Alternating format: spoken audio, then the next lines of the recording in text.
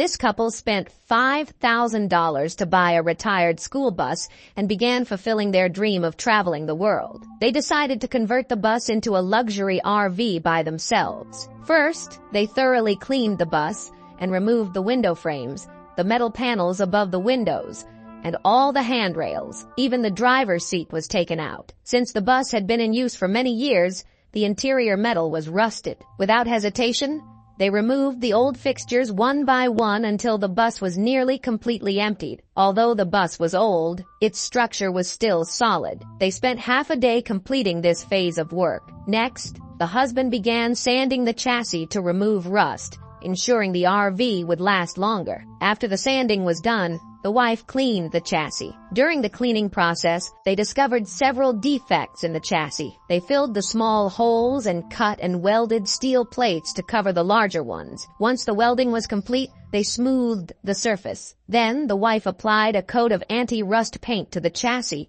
making sure every corner was covered. Because the height of the bus wasn't sufficient, they decided to raise the roof by cutting around the window frames and welding adjustable support beams. Once the roof was raised to the desired height, they welded a square tube in the middle of the supports to secure the roof.